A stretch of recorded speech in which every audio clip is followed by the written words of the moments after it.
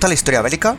¿Quieres ser parte de nuestra vieja guardia? Pues recuerda que también puedes escucharnos en formato audio podcast siempre que quieras desde la web o la app iVoox. Es gratis y ahí tenemos alojados más de 1000 episodios que se publican por lo menos una semana antes que aquí. Puedes acceder a través del enlace en la descripción del audio o desde el primer comentario fijado. Te esperamos.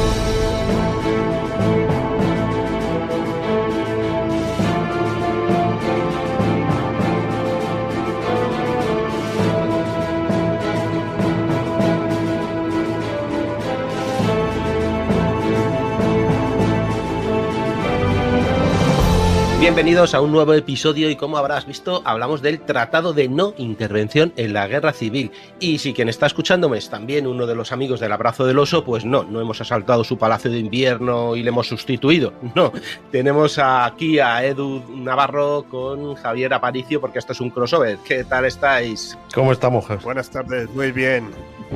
Aquí muy bien, muy bien invadidos. Me encanta que venga aquí Dani a invadir el Abrazo y lo que haga falta. Esto es todo un casus belli, realmente, invadiendo otros podcasts. Ya estamos, cualquier cosa es un casus belli. Esto no puede ser. Estáis bien alojados aquí en el Palacio Invierno, pues bueno. Evidentemente, pues esto ya lo ves, es un crossover y también un saludo a los oyentes del Abrazo del Oso y, por supuesto, a toda la vieja guardia de Casus Belli. De nuevo volvemos a hablar de la Guerra Civil Española, aunque sea de manera más periférica, ¿no? Porque no vamos a hablar de una batalla en sí, de la guerra en sí, sino del entorno e intervención internacional conocido como Comité de No Intervención, que en la práctica favoreció, parece ser, o no, estamos un poco más seguros, más que a unos que a otro de los bandos, ¿verdad, Edu? Hombre, eso es bastante evidente, ¿no? Esto de la no intervención, yo espero que con nuestro invitado podamos aclarar un poco este asunto. Parece más bien el evitar que algunos intervengan y dejar que otros, bueno, pues más o menos ocultos, hagan lo que les dé la gana. Vamos a hablar un poquito de este asunto en profundidad, porque la guerra civil no solo ocurrió en tierra, también en el mar. Y ya que hablamos de casus belli, yo me acuerdo de un casus belli que fue un barco explotando. Pues oye, pues vamos a ir un poco por ahí, ¿no? Pues sí, porque, bueno, tenemos que por una serie de potencias, ¿vale? Lo que conocemos supuestamente afines a la República, dicen, ¿no? Francia y Reino Unido, pero Reino Unido afín a la República, no sé yo. En ese momento no lo tenía claro por muchísimas cosas, ¿no?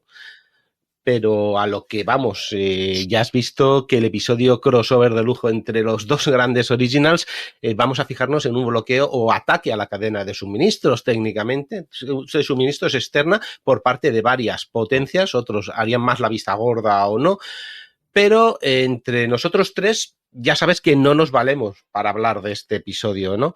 Yo creo que debería estar bastante más documentado, ¿verdad, Edu? ¿A quién nos hemos traído? Claro que sí, vamos a hacernos acompañar, muy bien acompañados de un invitado de lujo, José Luis Muñoz de Baena, profesor de Filosofía del Derecho y autor de un libro que tenemos por aquí bajo el brazo, que se llama Lo pagaron caro, el destino de los buques de la no intervención, de 1936 a 1945, de Silente Ediciones.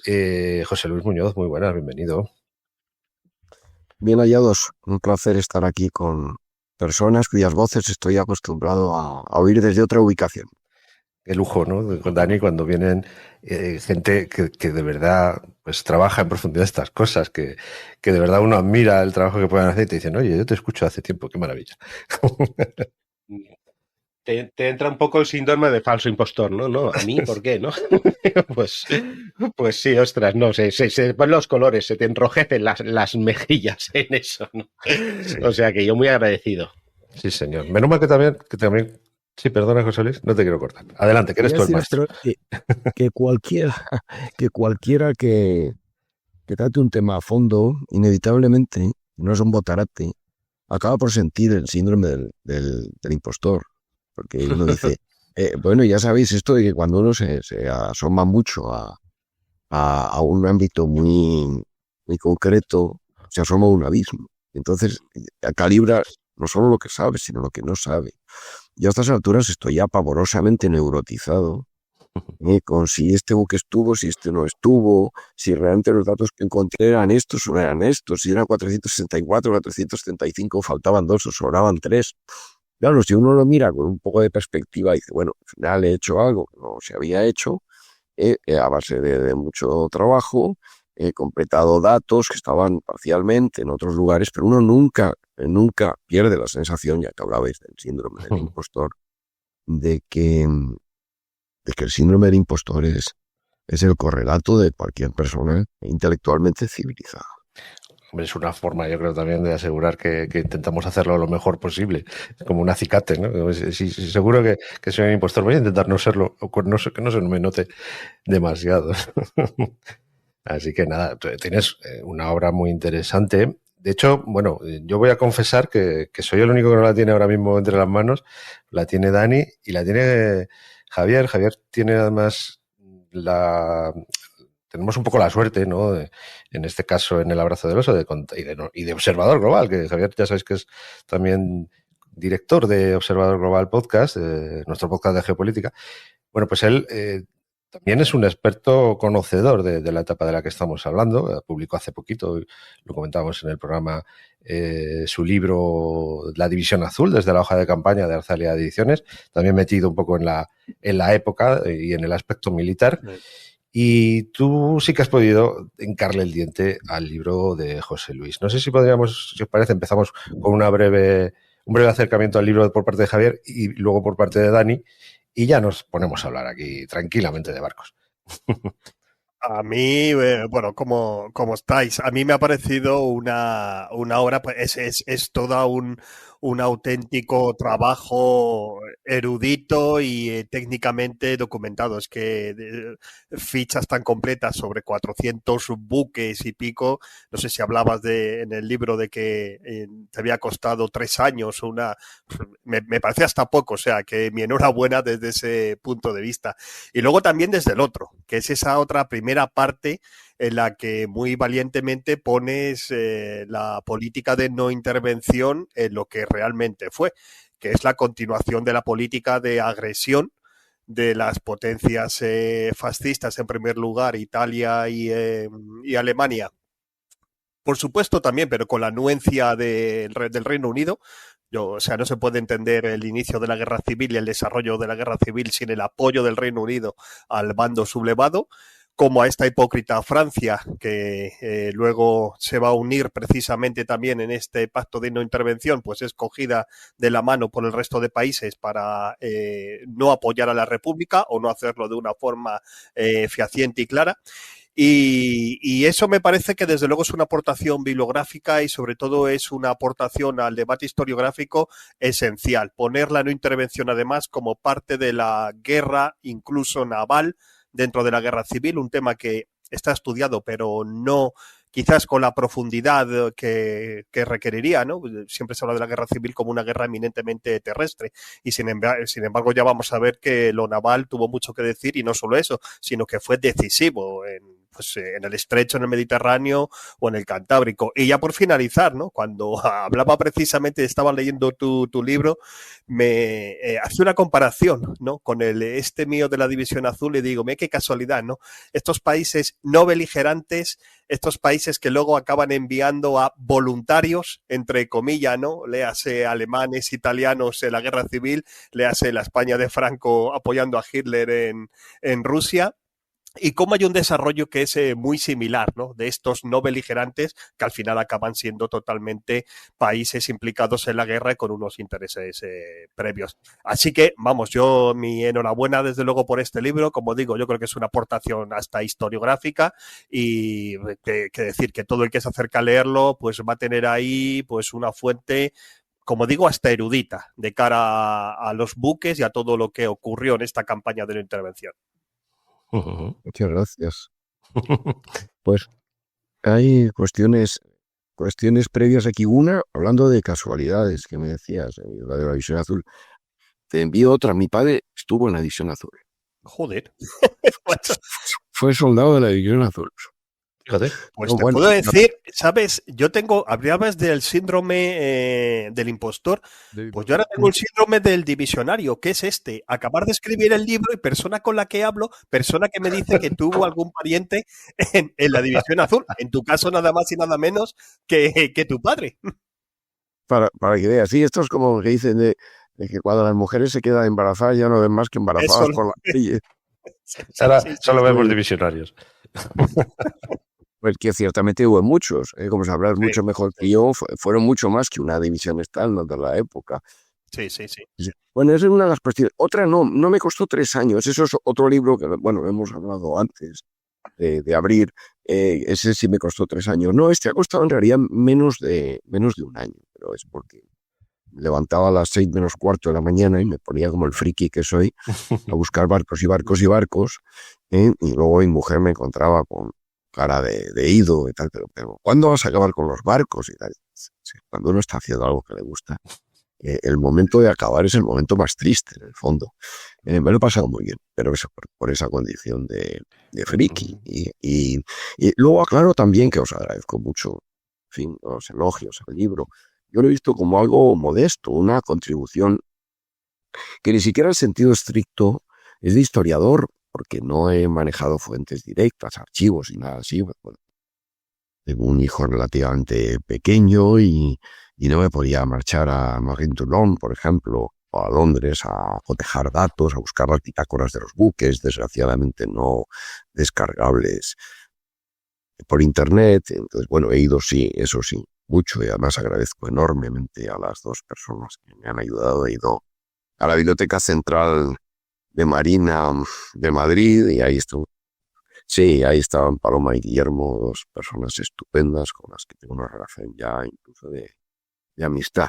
Me lo he pasado muy bien y tengo que decir otra cosa, que yo el libro lo concebí como una manera de decir, por eso se llama Lo pagaron caro, de decir, vamos a ver qué les pasó a todos estos buques que en el fondo se complicaron tanto la vida recorriendo el Mediterráneo, sobre todo en la tercera de las configuraciones de la, comillas, no intervención. ¿Qué le pasó a todos estos buques que se complicaron la vida de esta manera y que después, habiendo intentado no intervenir, tuvieron que intervenir muy poquito tiempo después? Y es que hay algo, lo digo un par de veces en el libro, hay algo de justicia poética, que hay casos impresionantes. Por ejemplo, pues por comenzar con una anécdota que muchas veces es lo más sabroso y lo más entretenido. El comandante británico del HMS Fury, uno de los destructores de la clase F, muy parecidos a los españoles republicanos en la línea, que estuvieron en la evacuación del norte, le dijo a un comandante, no recuerdo de qué crucero sublevado, le dijo, ojalá tengan ustedes suerte y maten a muchos. El HMS Fury intervino en la Segunda Guerra Mundial y se hundió en Normandía con 40 muertos dentro de su tripulación, causada por aquellos que eran correligionarios de los que estaban ayudando. Y más ironías todavía, algunos de estos buques participaron en los convoyes que iban, como sabéis, a partir de finales del 41 a Archangelsk y a Murmansk, llevando una cantidad ingente de material. Los británicos tenían a gente que les informaba de aquella manera que fueron los responsables de la no intervención y que lo que temían era a los supuestos soviets españoles, que ni siquiera Stalin tenía la intención de implantarlo y que no se hubiera podido, además, por muchos motivos que ahora no vienen al caso. Bueno, pues todo este esfuerzo que hicieron, que en el fondo era ayudar a los que sacaban al régimen legítimo con independencia de la ideología que tiene cada uno, lo hacían, cabe suponer, para evitar los posibles soviets españoles. Pues bien, un año y medio después de caer la República, los buques británicos empezaron a cruzar el Atlántico y el Ártico llevando suministros a los auténticos soviets. La pregunta tiene que ser, ¿merecía la pena?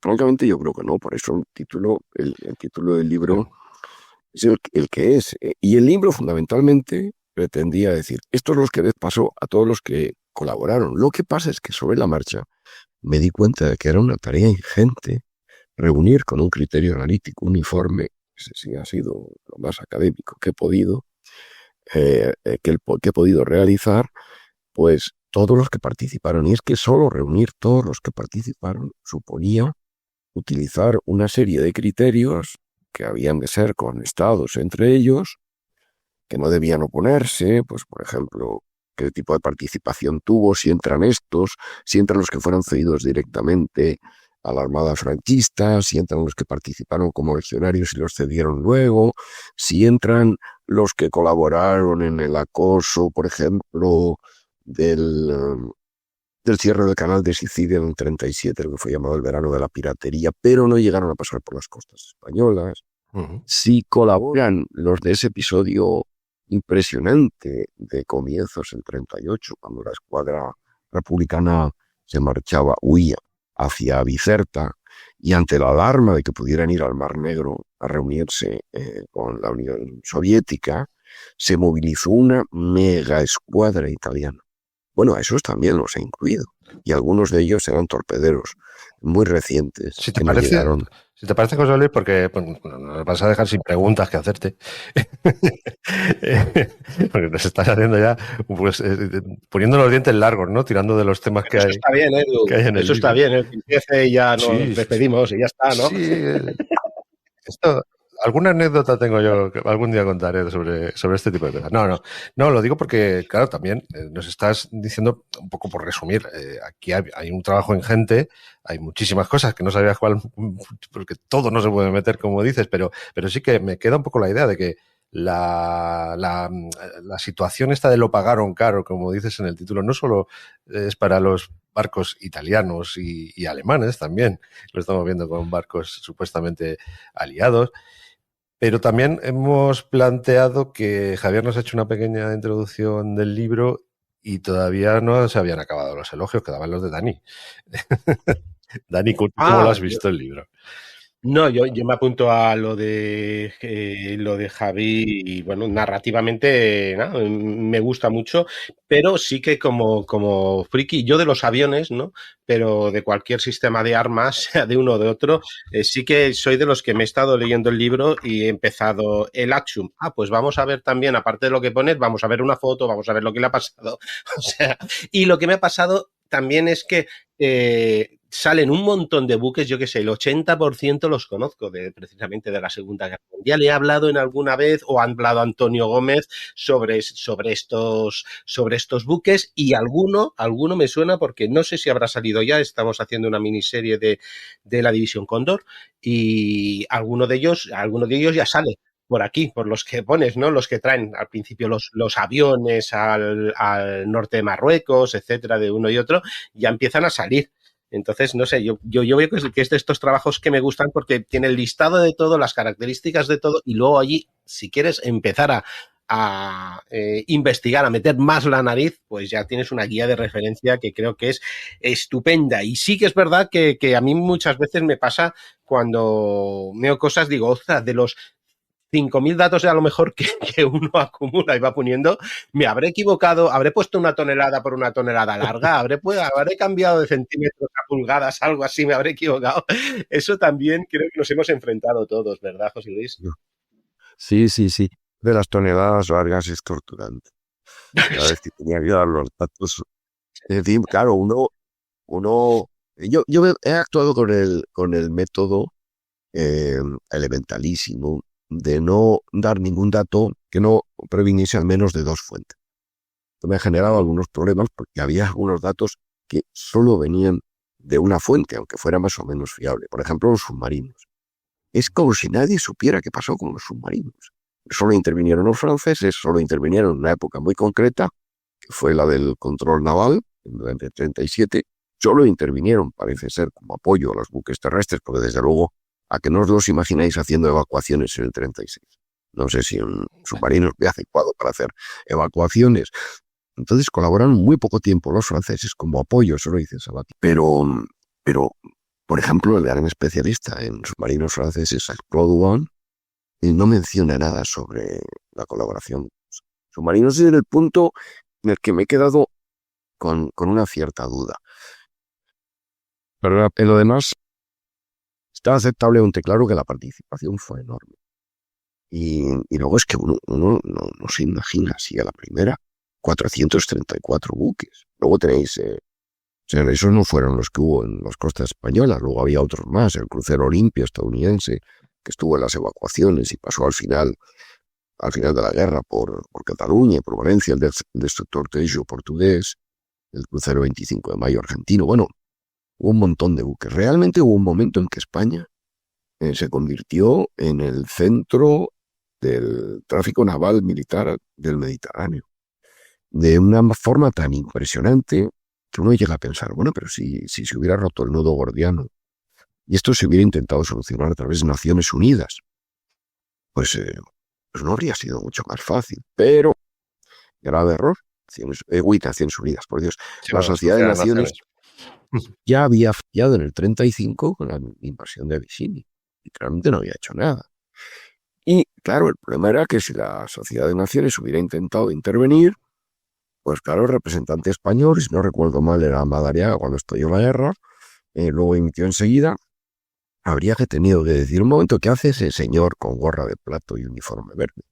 El representante en Estado soy yo. Mientras que con la no intervención lo que se hizo fue utilizar la ficción jurídica, pero sobre todo jurídico-política, de que los dos lados, no me gusta decir bandos, yo creo que bandos solo hubo uno, de que los dos lados eran equivalentes.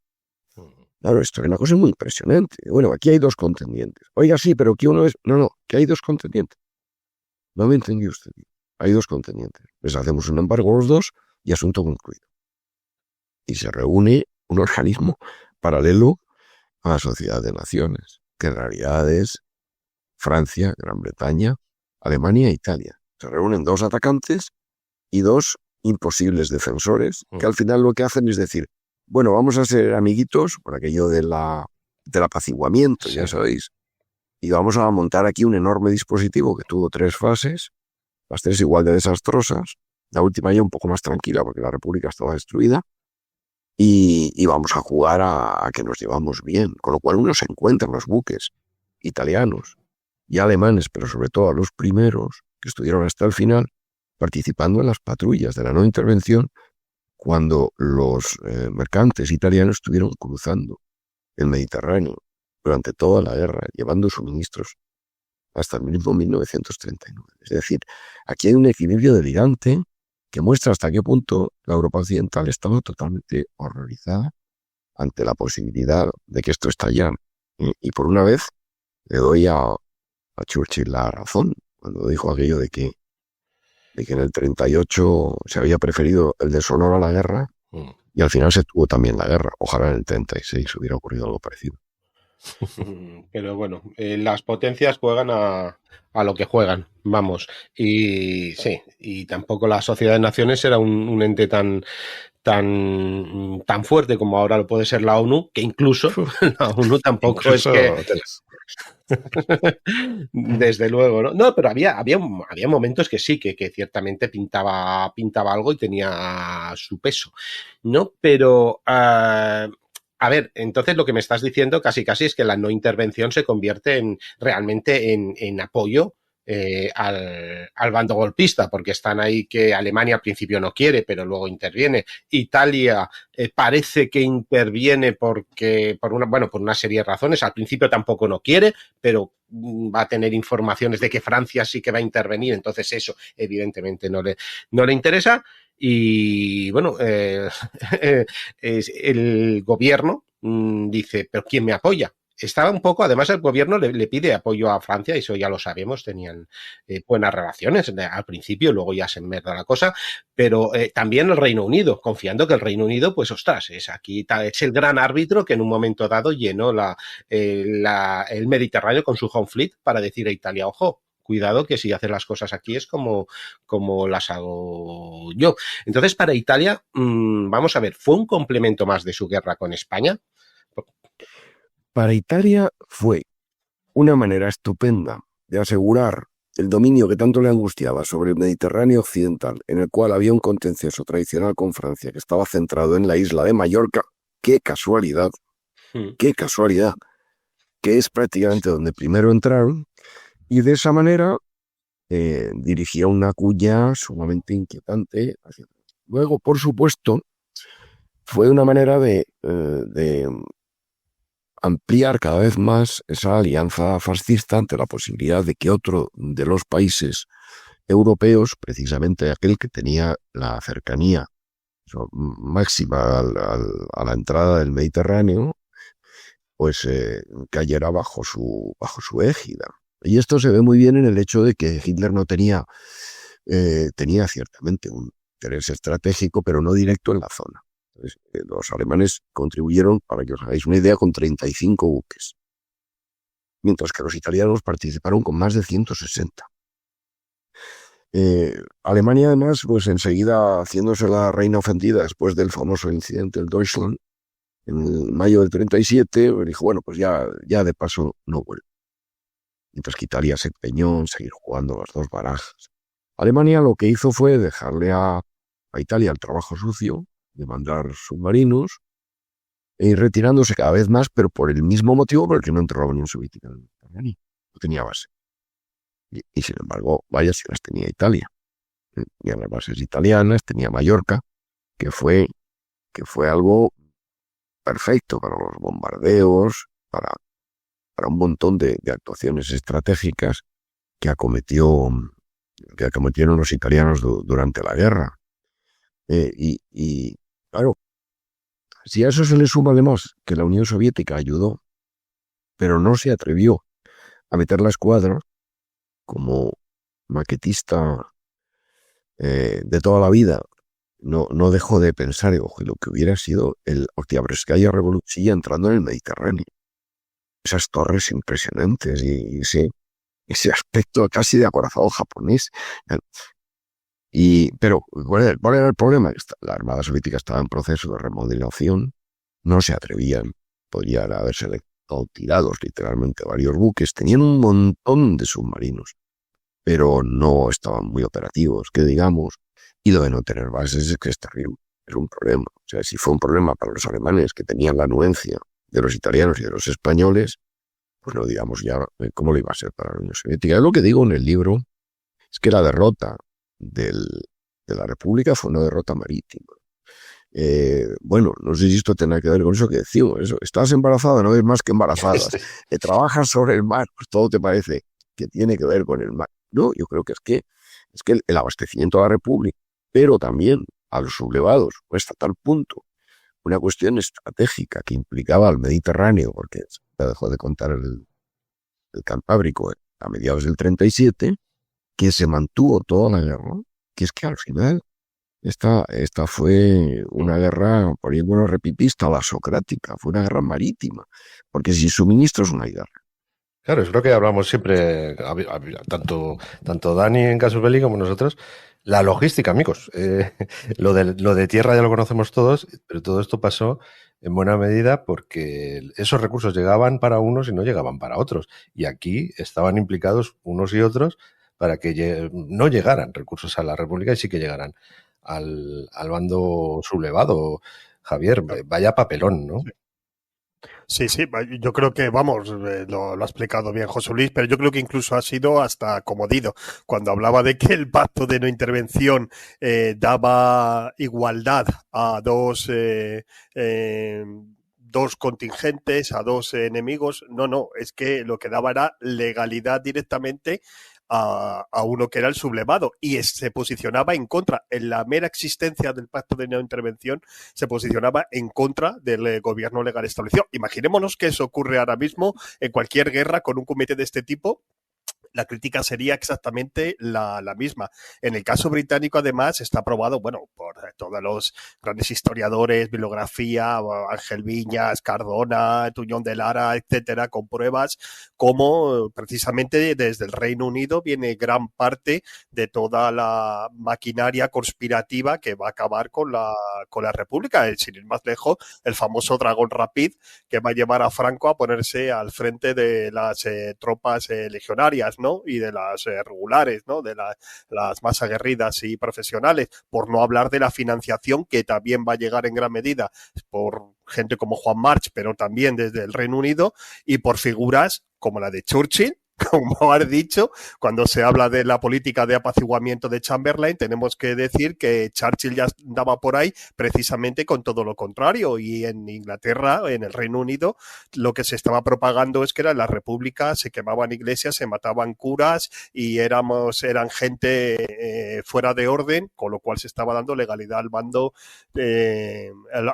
alzado. Eso está claramente. Los italianos, pues como ha dicho José Luis, también dentro de esta dinámica de la conspiración, llevaban desde la misma instauración, un poco después de la República, siendo también centro de los conspiradores, ¿no? La apetencia por Mallorca, que como bien dice, bueno, no acabó siendo italiana, porque les daría vergüenza luego retirarse y tal, pero es que Mallorca al principio de la guerra civil prácticamente fue italiana. Allí había más tropas italianas que las propias alzadas de... Bueno, ahora es alemana más bien, ¿no? Golpista. Ahora vas por allí, pero es Alemania. Sí, sí, ves, pero es otra forma sutil de hacer las cosas, ¿no? Y en el caso de Francia, pues yo creo que es la ignominia de siempre, ¿no? El Frente Popular de Leon Blum, al cual desde el Reino Unido se le va a comminar a que no intervenga de ninguna manera, puesto que tienen frente a Italia y sobre todo a Alemania. Pero también hay que decir que ergo, lo que estamos diciendo, la no intervención era realmente posicionarse en torno a apoyar a un bando, ya sea porque bloquea los suministros al otro, ya sea porque encima permites que le sigan llegando suministros, tropas, etcétera, no deja de ser también parte de la guerra naval, la guerra civil y parte de la guerra naval en contra de la República, cuya flota, cosa que ya también nos contará José Luis y le preguntaremos a él, pues también ha sido poco estudiada, ¿no? El papel que hizo la Armada, en aquel caso del gobierno legítimo republicano, durante la guerra, si pudo haber hecho algo más, si esto fue debido a la mitología que existe sobre que las dotaciones, bueno, pues poco menos que se habían cargado a todos los oficiales, etcétera, o no, pero yo veo esto, la no intervención y sobre todo la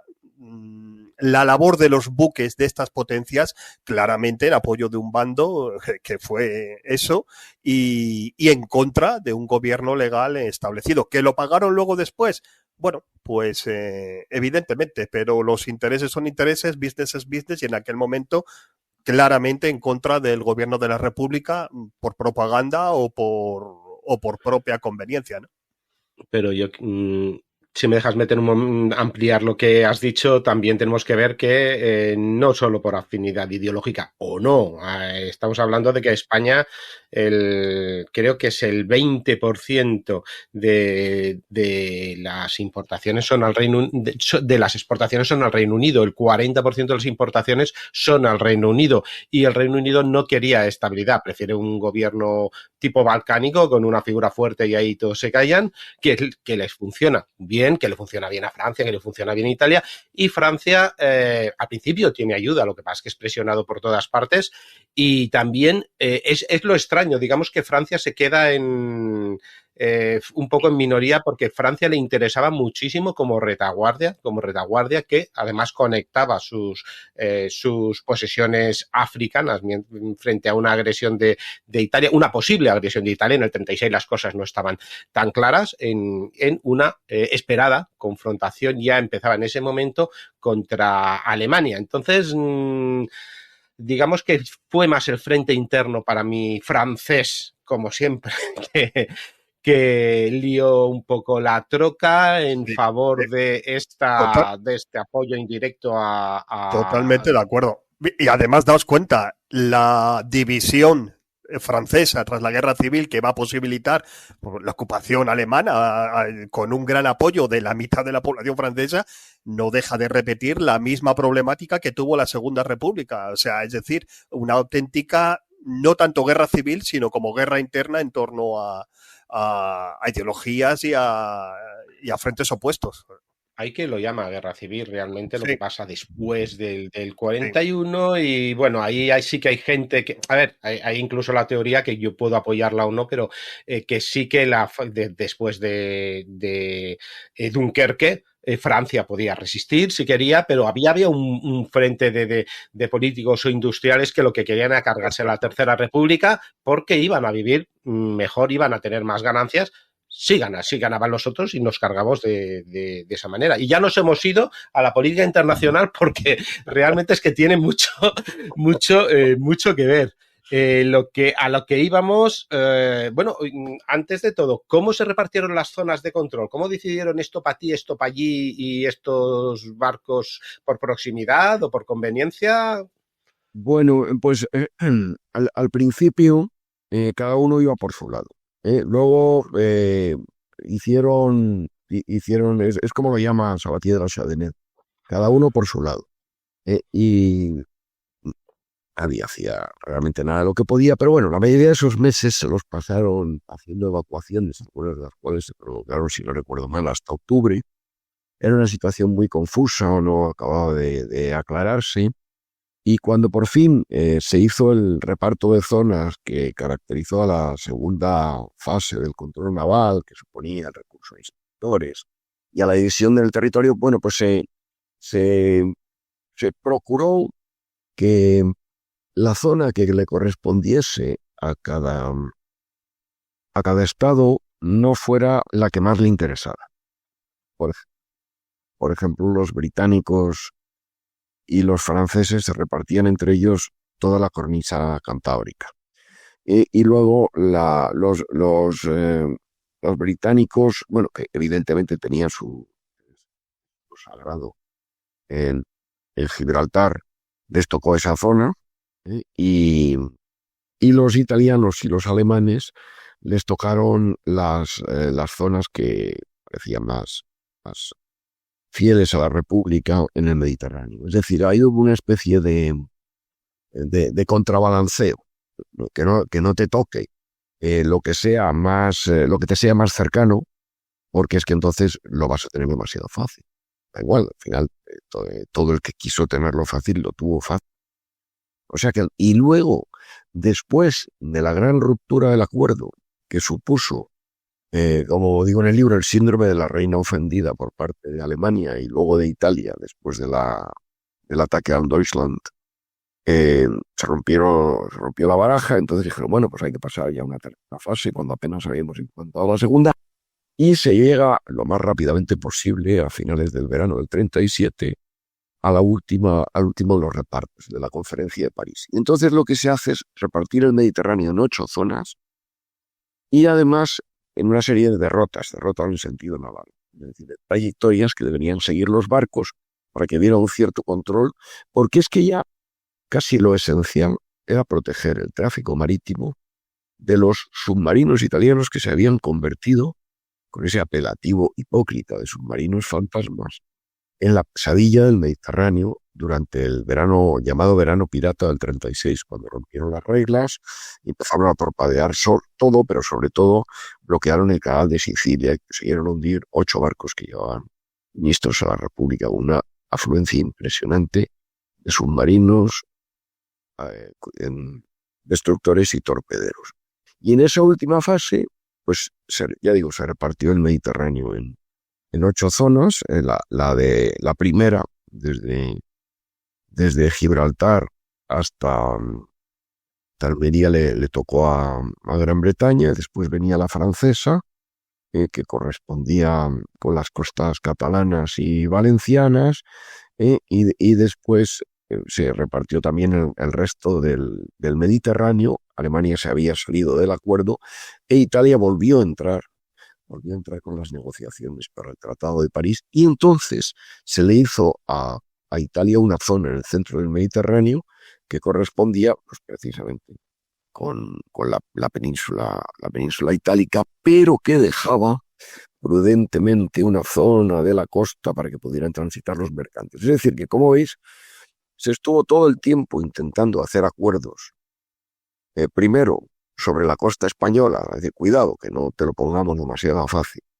y después, ante la hecatombe de los submarinos que torpedeaban a todo bicho viviente, pues ya se dijo, bueno, vamos a repartir el Mediterráneo, que los mercantes puedan ir lo más seguros posible, pero es que tened en cuenta que había incluso una zona, o sea que Francia, por ejemplo, tenía una zona en Grecia, cubriendo la mayoría de las costas griegas, y que tenía incluso una zona, la zona 8, que llegaba hasta las costas israelíes, hasta el extremo oeste del Mediterráneo, que incluía a Chipre, que fue una zona extremadamente poco activa. Es decir, que el diseño se estuvo cambiando continuamente y uno no deja de pensar, pero bueno, si veis los planos, los mapas, que vienen muy bien en Sabatier o Chaudinet, pero el del sistema de control naval, eso lo podéis encontrar directamente en Internet, en Wikipedia. Decís, bueno, pues tanto trabajo y tanto dictamen técnico para el reparto de las zonas, cuando al final pues lo que hay es campar por sus respetos, como se suele decir. O sea, que no hubo control ninguno para aquellos que no quisieron tenerlo. Yo no he querido escribir un libro, a ver, ¿cómo lo diría? Esto me preocupa. No he querido escribir un libro sectario, creo que no lo es, que da datos. Es que he visto otros libros sectarios previamente, parece muy excesivo lo que dice Alcozar Nasáez, claro, es un libro antiguo, del 75, muchas cosas que da la impresión de que las presenta al revés. He dicho, bueno, no, vamos a contar esto de una manera más o menos sensata, porque no ganamos nada con volver los hechos del revés. Me he encontrado una serie de tópicos que me parecían cabreantes, con independencia de que uno esté de parte de unos, de parte de otros, o lo que sea. Por ejemplo, me permitís poner un ejemplo muy prototípico, los 12 submarinos republicanos, ¿no? La superioridad total. Bueno, sí, superioridad total ¿sobre quién? Sobre los sublevados. Primero, los sublevados ya desde el principio les ceden submarinos. El Torricelli, que torpedea en noviembre del 36 a un crucero ligero a las afueras de Cartagena, estaba mandado conjuntamente por un militar sublevado español, que creo que había sido agregado naval en París, que además, paradójicamente, se llamaba Génova, y por un comandante italiano. Bueno, ahí había un submarino que era italiano y actuaba a favor de los sublevados con actos de guerra. Y luego, la mitad de los submarinos republicanos estaban en un estado bastante malo, los de la primera clase, la clase B. Los que saben de esto prácticamente dicen que les valía el cañón de 70 y tantos milímetros, no sé mucho de calibres, y que tenían poca capacidad de inmersión y casi nula capacidad de ataque. Los otros 6 eran buenos, pero tenían el problema de los mandos. Es decir, que la armada, sobre todo la de submarinos, republicana, actuó incompetentemente. Pero ¿por qué no pensamos en el inmenso sistema logístico de control que transmitía continuamente información desde los Dardanelos hasta el estrecho de Gibraltar a favor de los sublevados, y en el cual participaban con medios mucho más complejos de los que disponía la República 3 naciones? Bueno, 2 naciones y unos militares sublevados. Eso no se piensa. Os digo, en el primer despliegue de submarinos italianos, ¿cuántos participaron? Naiade, Topazio, Antonio Schiesa, Evangelista Torricelli, Glauco, Otaria, Yalea, Galileo Ferraris, Delfino, Enrico Totti, Luciano Manara, Ettore Fieramosca, Enrico Tazzoli y Desgeneis. 14 submarinos italianos. Los alemanes metieron 2 durante la famosa Operación Úrsula de finales del 36, y uno de ellos, como sabéis, el U-34 consiguió hundir al submarino republicano C-3, no se supo hasta finales de este siglo. Cuando me dicen superioridad total, bueno, pero superioridad total, haciendo una abstracción total del panorama. Esas fueron las cosas que me cabrearon y me hicieron escribir el libro. Al final intervinieron 58 submarinos italianos. Y son datos facilitados por... Sí, datos facilitados por Supermarina, por el Mando Supremo de las Fuerzas de Sommergibili italianas, que viene al final del famoso libro de Bargoli. O sea que, es que ya digo que esto no depende de qué lado esté uno, depende de que hay muchas cosas que se han contado con la abstracción del conjunto del panorama. Sí, bueno, el revisionismo interesado que hay para uno y otro, eso existirá, existe y existirá siempre, o sea que lo hemos visto. ¿Cuántas veces hemos visto alguna batalla medieval y como había menos fuentes todavía, nos fiamos de un relato, ¿no? Del ganador normalmente, ¿no? Entonces dices, bueno, pues supongo que será así, lo interpretaremos como sea. Aquí, bueno. Aquí, por suerte, pues sí, que podemos tener a Nasáez contando sus cosas, ¿vale? Desde una óptica tendremos, porque hay otros contando desde otra óptica totalmente diferente y hay quien compara datos. Compara, este dice esto, este dice el otro y pues eso, ¿no? Uno dice que llueve, otro que no. Voy a salir a ver si... voy a abrir la ventana.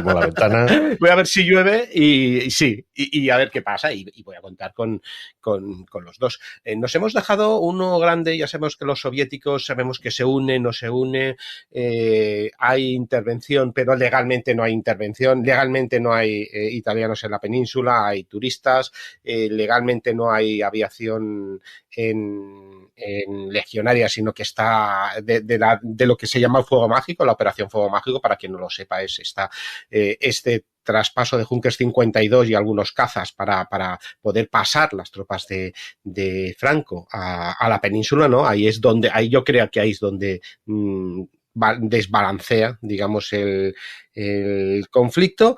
No hay nada de esto y la Unión Soviética en principio dice, le piden ayuda también a la Unión Soviética, pero antes se la han pedido a Francia, antes se la han pedido al Reino Unido, han intentado comprar material a Italia y a la República, y a Alemania también. Imaginaos un poquito el nivel de donde iban a cualquier sitio. Vamos a probar, ¿no? Todo. Sí, exacto. No lo sé qué estaban pensando.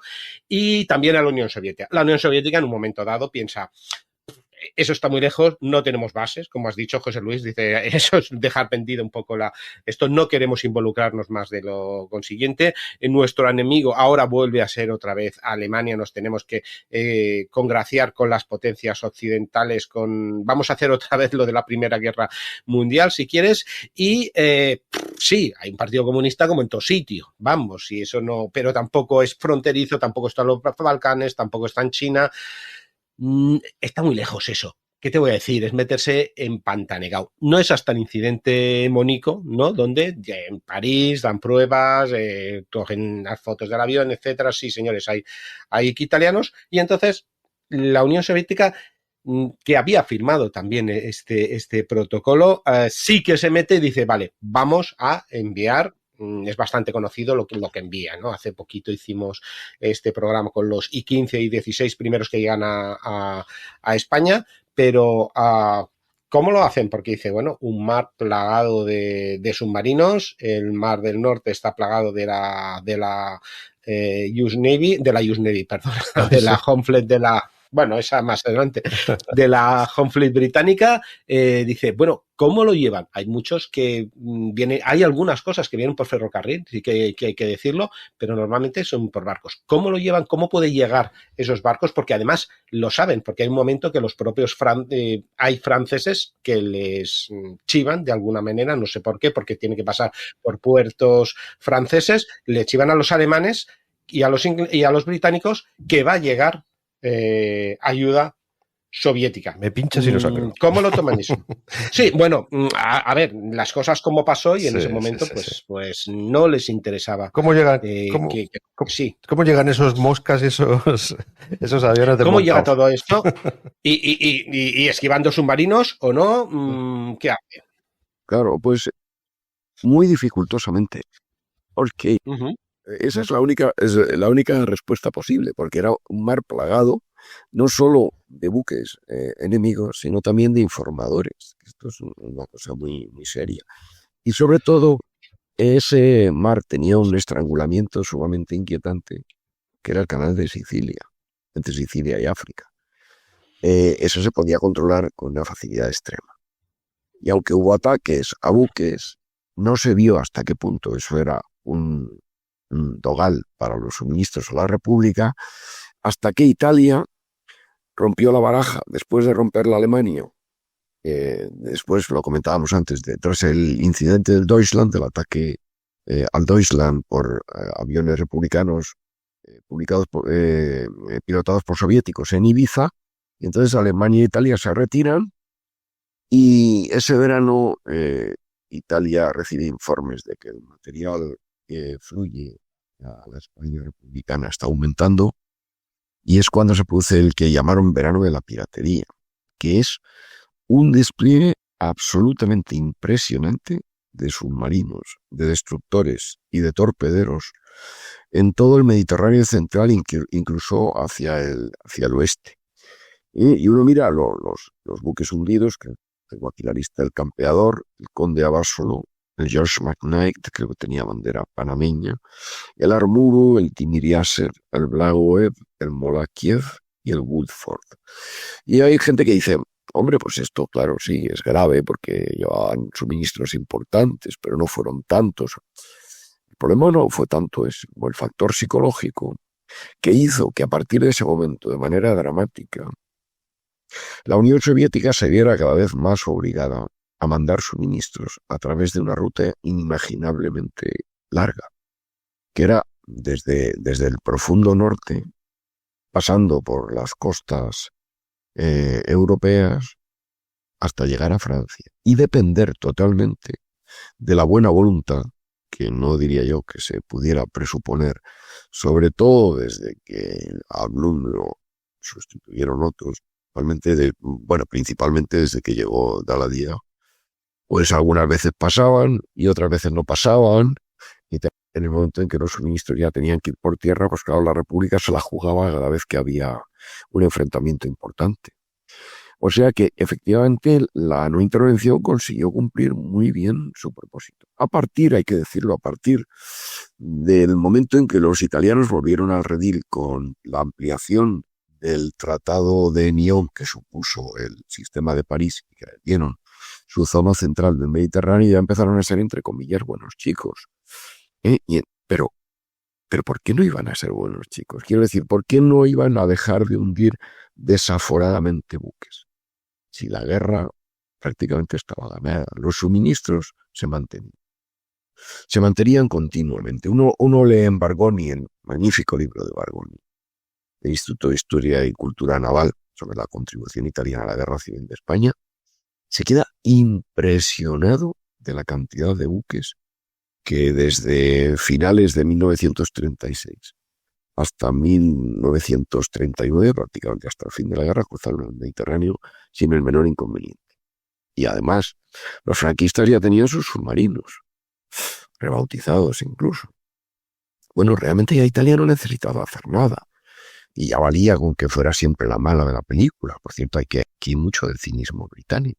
Os doy dos ejemplos bastante Solo dos. sabrosos. Sí, porque si no nos tiramos Solo todo el día. dos. Y es estado fino. Uno de ellos, los buques fantasmas, un cuerno fantasma. Todo el mundo sabía quién era, eso desde luego. Pero los británicos más todavía, porque eran muy cucos, interceptaban sus comunicaciones. Pero si demuestras que has interceptado las comunicaciones y que sabes perfectamente que son ellos, lo mismo te cambian las claves y te hacen polvo. Así que, chitón, lo sabemos, pero no lo sabemos. Un incidente muy sabroso, muy curioso. El crucero Gorizia, uno de los 4 fantásticos, maravilla para los maquetistas, los 4 fantásticos cruceros pesados italianos construidos de acuerdo con el Tratado de Washington del 22. A veces pasan cosas imprevistas. parece que fue cerca de las costas de, no recuerdo si de Orán o de Tánger, le explotó un depósito de combustible, tuvo incluso muertos. Hubo que llevarlo a Gibraltar y ahí le echaron un vistazo y dijeron, uy, esto como que no tiene nada que ver con las limitaciones del Tratado de Washington del 22. Se sale completamente de las disposiciones para un crucero pesado de este tipo.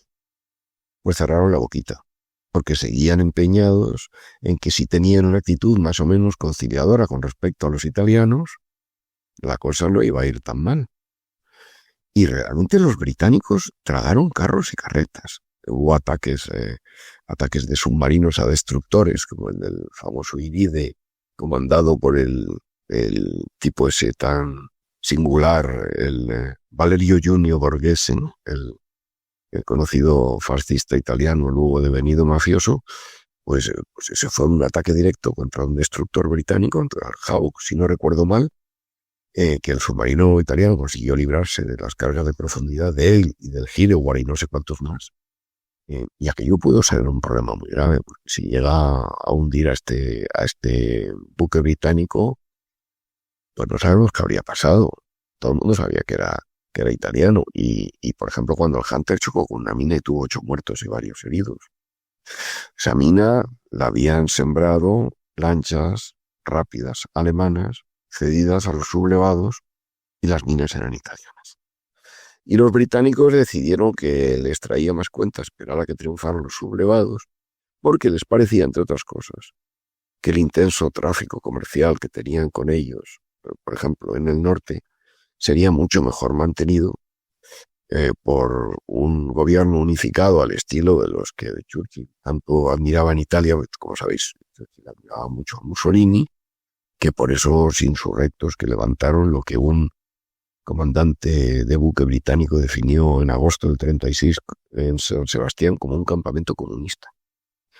Es decir, esto fue una desgraciada mezcla de mala información. Hubo muchas sublevaciones, hubo muchas víctimas, o sea, hubo muchas venganzas personales en la reacción republicana contra el golpe de Estado.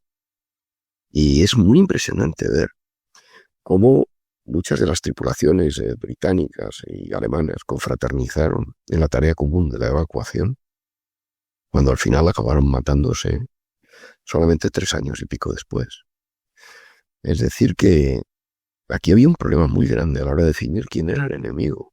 Realmente es una traición tras otra. Quería comentar, antes de que pasemos a la siguiente, Edu, que sí que, claro, al oyente le puede parecer, a los que no ha oído nuestros programas, pero que en ese momento estaban ya los bandos, ¿cuáles eran? Eran estos y estos. No, para nada. Es decir, el Reino Unido ambicionaba ser aliado de Italia. Italia en ese momento estaba enfrentado a Alemania porque le estaba comiendo, y a partir del Anschluss le come ya su espacio como un romano balcánico, ¿vale? Por eso se tiran a Grecia, vamos, si no, no se tiran ni locos. Entonces estaban enfrentadillos, ¿vale? Entonces el tema de alianzas no estaba nada claro. Yo te ayudo aquí, tú me ayudas allá y en el futuro ya veremos, ¿no? Porque dentro de lo que cabe sí que es verdad que el fascismo en cualquiera de sus formas pues fue un monstruo, sobre todo en esos años 30, pero entre estados fascistas tampoco se llevaban bien, ¿eh? No es que dijesen, es que somos fascistas, no, claro, vamos a ir todos juntitos. No, esto es mío, no, que no es mío, a que te invado yo. Y era así, eran los simples intereses de toda la vida, pues llevados un poco si quieres, con una mano dura al extremo. Estuvo a punto Italia de meter su ejército en Austria para que no viniese a Alemania. Luego vino el Pacto de Caballeros, luego vino la fortaleza alemana, que evidentemente sabemos que Italia no tenía nada que hacer industrialmente para un tipo de guerra, pero en ese momento no estaba nada claro. E incluso, bueno, el acercamiento a Alemania, mientras Alemania contumbiese a los bolcheviques, porque los bolcheviques se podían ir a no sé dónde, y entonces, bueno, eso de que la política da compañeros extraños, pues fíjate, Finlandia, una democracia parlamentaria aliada a los nazis, no sé, por decir algo, o algún país tipo Bulgaria esperando viniesen los soviéticos dentro del eje. O sea, esas cosas ahora que nos parecen tan rectas, en el 36 no estaban nada vistas de que esas alianzas fuesen a ser así. Claro, es que de todo que esto, los fascistas se uniesen. todo este elemento complejo de relaciones internacionales está ahí, no se puede negar. Lo que pasa es que sí que hay, yo creo, un punto en común, que es el decir que esas democracias occidentales, las que se supone que se podían arrogar un poco más ese elemento de valores que ahora también se habla tanto de él, pues se pusieron totalmente en contra de la República Española, que era un gobierno completamente legal y legítimo y alineado, además, con estas democracias. Se pusieron totalmente en contra, pues no sabemos muy bien si por esa propaganda mal entendida, si por intereses de poder tener un gobierno más favorable a esos equilibrios extraños y difíciles que había en el 36. La segunda, Edu, lo de la democracia era muy secundario para ellos. La 2, la B. Pero el resultado es ese, es traicionar a un gobierno legítimo y dejarle completamente tirado y alimentando algo que en otros lugares sí que se sabía que se estaba alimentando, que eran los fascismos, eran estos elementos que estarían peleados entre ellos.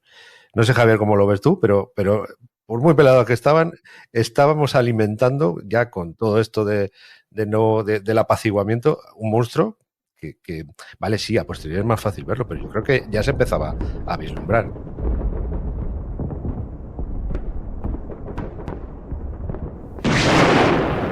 ¿Y a qué ha sido eso? Los nuevos drones de los reverdes. Oye, espero que sea lo último, ¿eh? Bueno, nosotros ya hemos cumplido por hoy. Eso, que lo defiendan otros ahora. En la pasada guerra nos endiñaban mejor. Joder, antes pagaban más, ¿eh? Y yo pues pon el casu Beli ese guapo mientras tomamos algo, ¿no? Se me ha agotado la batería. Pon el tuyo mientras lo cargo un poco, anda.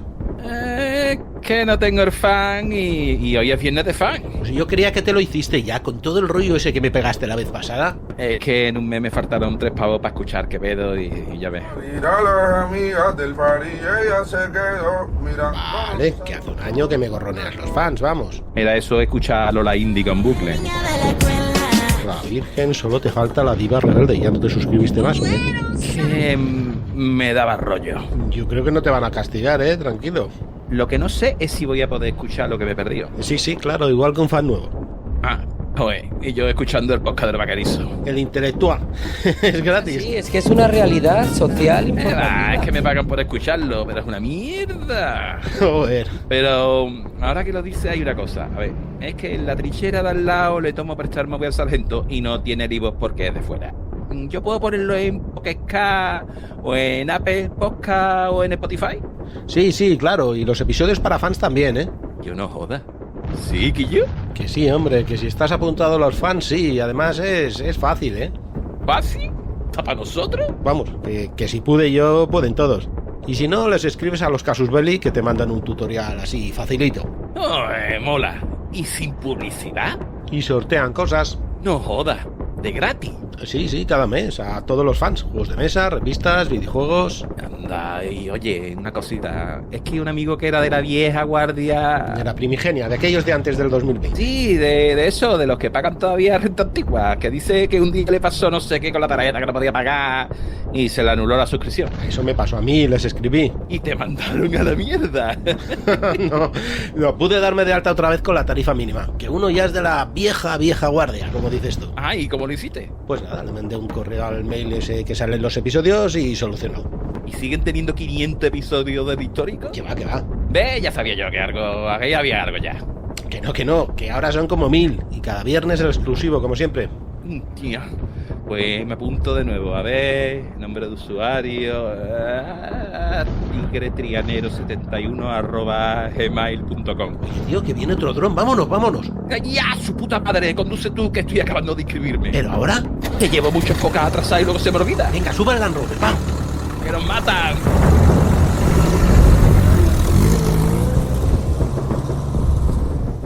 Sí, yo vamos, estoy de acuerdo con lo que estás comentando. De hecho, el apoyo inglés a través de la no intervención o el eufemismo que queramos decir es precisamente a ese bando dentro de España que puede cortar de raíz la llegada de esos soviets, es decir, el mismo problema que estaba viendo en otras partes del mundo. Y hay que recordar, ¿no?, que el propio Hitler no llegó nunca a decretar que ya no había constitución, ni había república de Weimar, ni nada de eso. Por lo tanto, era una supuesta democracia en sus inicios, ¿no?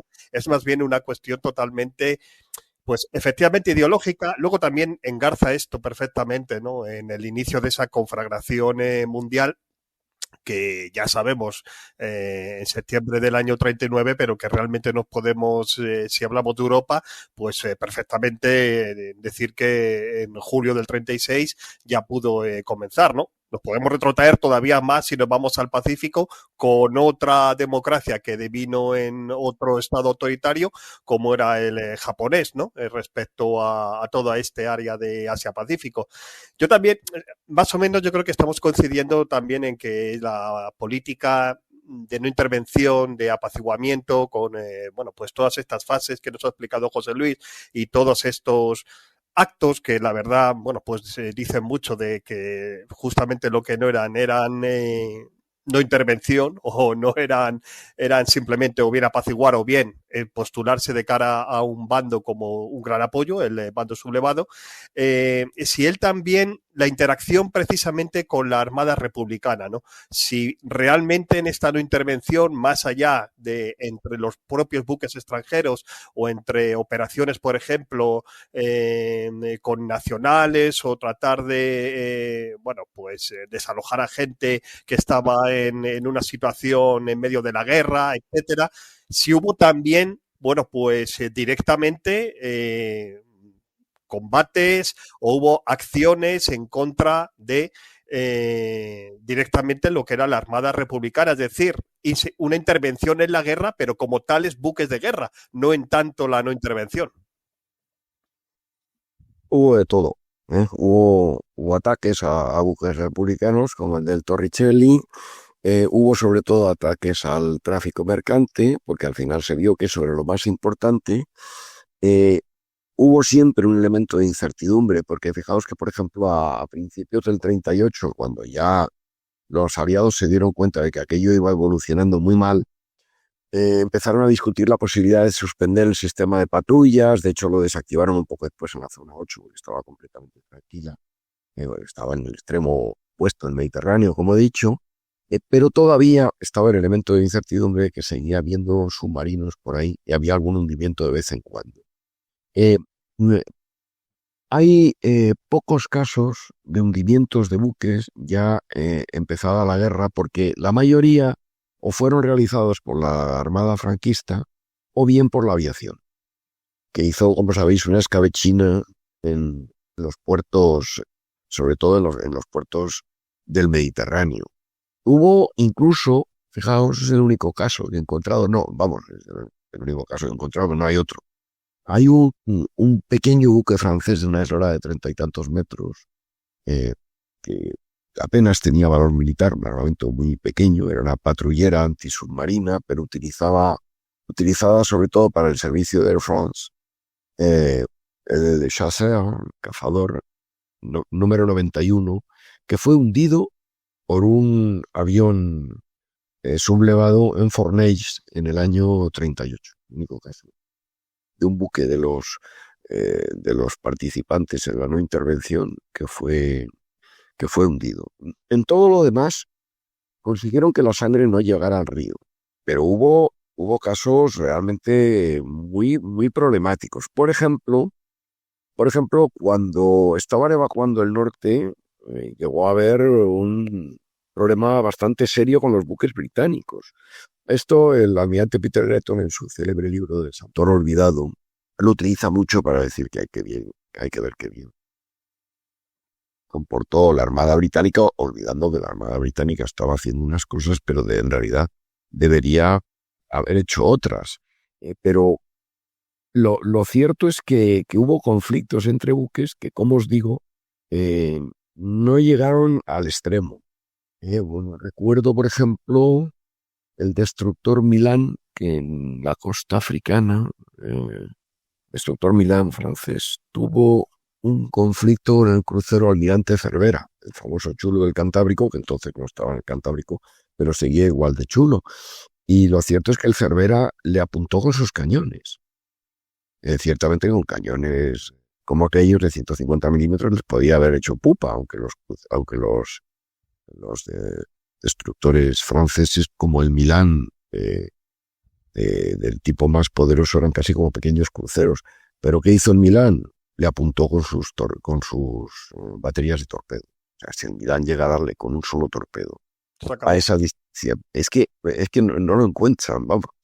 O sea que hubo cosas muy curiosas. Y luego, por ejemplo, el Canarias una vez apuntó a un destructor francés y otra vez llegó incluso a disparar una salva, lo cual provocó una protesta diplomática. El almirante, el jefe supremo de la flota, Darlan, inquietante Darlan.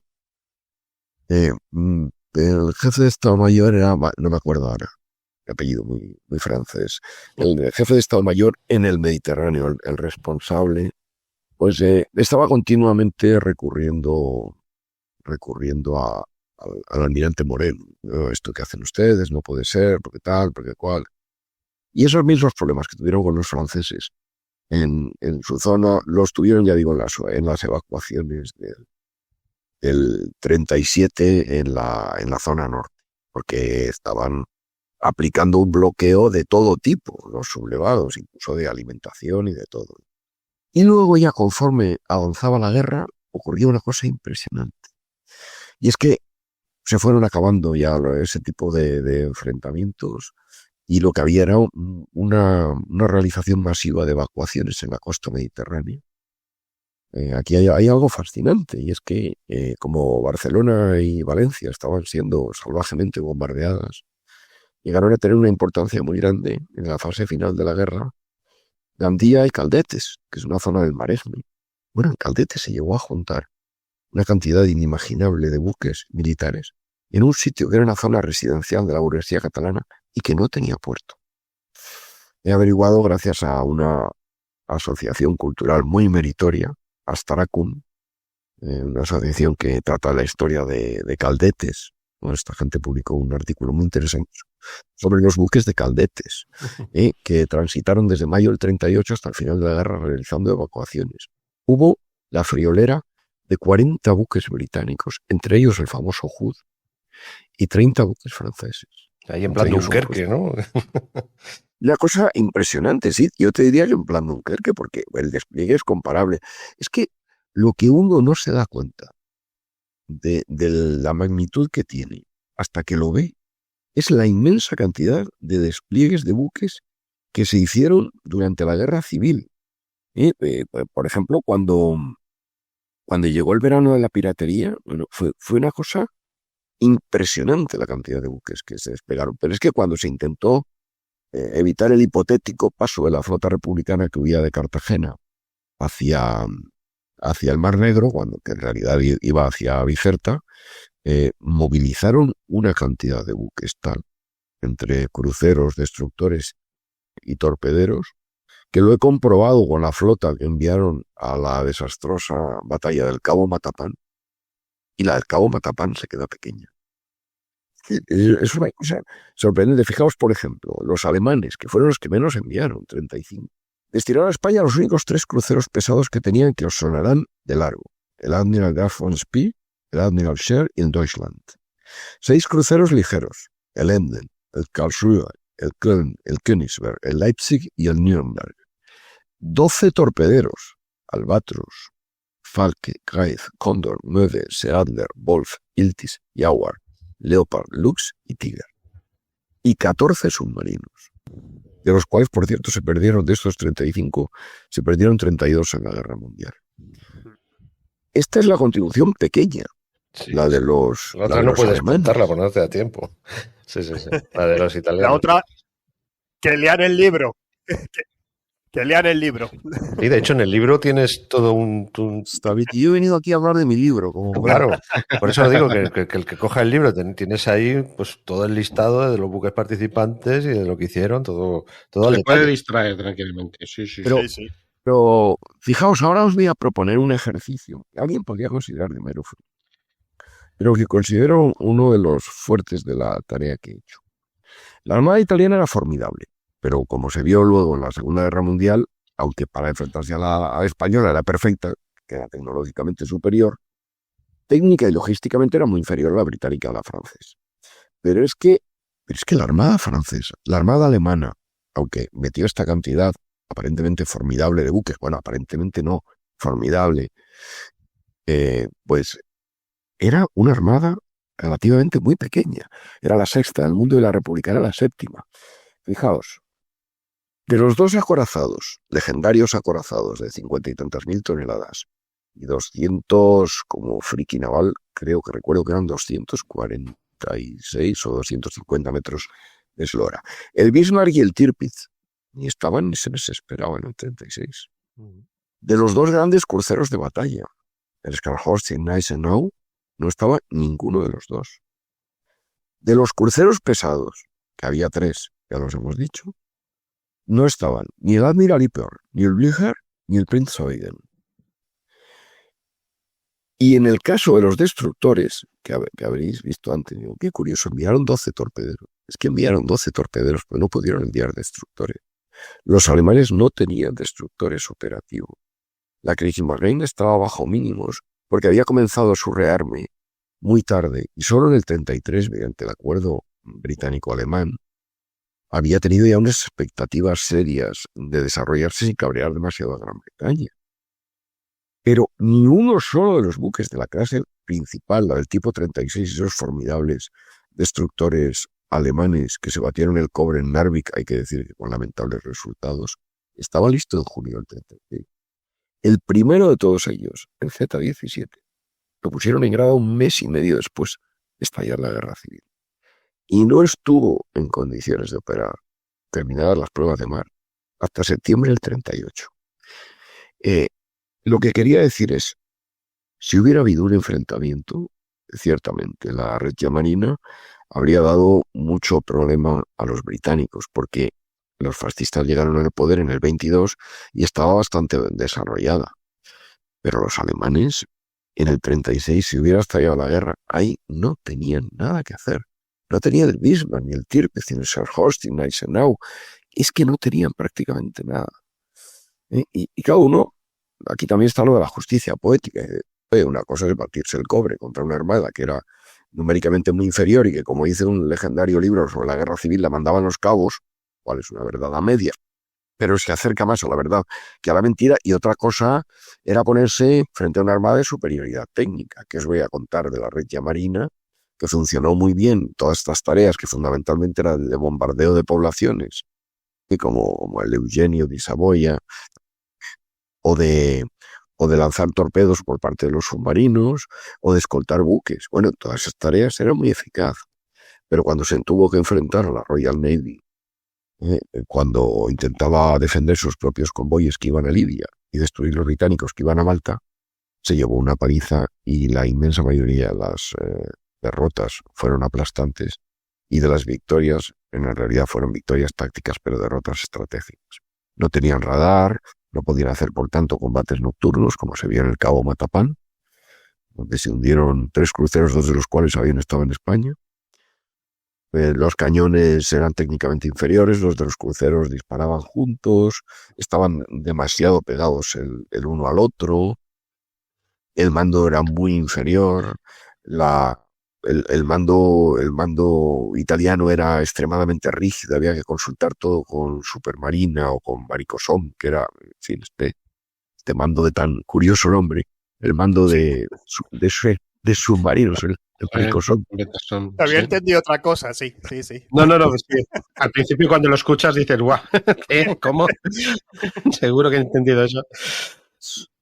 Y bueno, dice, pero si es que les dieron una paliza impresionante. Y eso, la batallada, como sabéis, terrible. El Cabo Matapán fue un combate nocturno. Y logísticamente no daban una en muchos aspectos. Hombre, ¿quién se le ocurre el Cabo Matapán mandar a recoger al Pola, que estaba torpedeado? No con 2 destructores, el Alfieri y el Carducci, por ejemplo, que estaban ahí, sino con otros 2 cruceros pesados. Los cazaron como a patos porque no tenían radar. La Armada Republicana no tenía radar. Era fácil batirla. Pero es que la Armada Británica lo tenía. Este es uno de los motivos del título del libro. Es que luego uno se encuentra con lo que le pasó a la Armada italiana, que perdió 30.000 hombres. Es impresionante durante la Segunda Guerra Mundial, sobre todo en la campaña del Mediterráneo. Bueno, episodios de fuego amigo, como se puede ver detalladamente en el libro, hasta decir basta, por favor. El Trigeco, por ejemplo, se cargó a un submarino italiano. porque no estaban bien coordinados entre sí, funcionaban de una manera logísticamente muy inferior a la británica. O sea que a pesar de que, y también os lo digo, a pesar de que el ámbito naval era aquel en el que Italia tenía más fuerza de los tres, pues como sabéis, en la infantería estaba totalmente infradotada, vergonzosamente infradotada. La artillería, una buena parte de la Primera Guerra Mundial, y la aviación era técnicamente inferior, lo siguió siendo casi hasta el final de la guerra, hasta que incluyeron motores Messerschmitt. Así como en otros aspectos, Italia estaba muy por detrás. La marina era fuerte y poderosa y tenía espíritu combativo, eso no hay que lo niegue. Pero es que no tenía nada que hacer frente a los británicos. Es que lo de los italianos es muy raro, lo de Mussolini en concreto. Esto que habéis comentado antes es muy interesante. Mussolini tenía un doble resentimiento contra los aliados, porque Italia había sido formalmente vencedora en la Primera Guerra Mundial y solo se había llegado al Tirol meridional. Contra los germanos en general, porque sus enfrentamientos habían sido contra italianos y contra alemanes. Y de hecho, como sabéis, Mussolini estuvo siempre muy resentido con respecto a Hitler, lo que pasa es que era un tipo muy de excesos. Igual se venía arriba que se venía abajo. Entonces no había manera.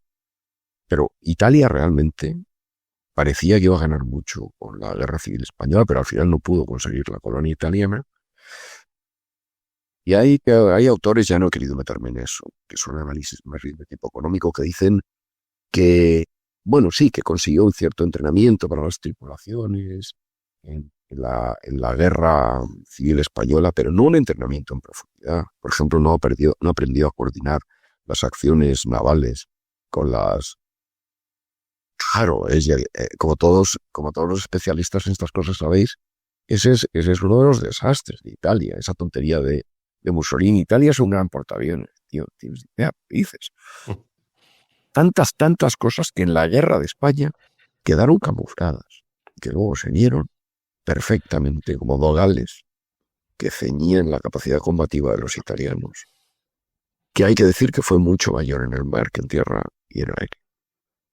Italia tenía muchos problemas en su marina, aunque era una marina estupenda, y no solo el radar, que el radar puede ser importante, también los japoneses mandaron como quisieron al principio sin radar, hay que recordarlo, pero sí, yo creo que tienes mucha razón en la descoordinación, en que no aprendieron, en que se confiaron en que sí, que tenían unos buques que, vale, a lo mejor tecnológicamente no estaban tanto, pero el número de cañones, toneladas, pues podían pintar algo, en que en Italia no era el portaaviones insumergible, pero sí que podían salir muchos aviones y desde Sicilia, y había un estrecho que controlaban junto con las bases en Libia y las pequeñas islas que tenemos, que era Pantelleria y alguna más que tenían sus bases, pero la coordinación era un desastre, no solo un desastre, sino que la coordinación, por lo visto, ya no solo con la superaviazione, ¿no? La supermarina, entre ellos no se entendían y cada uno quería mandar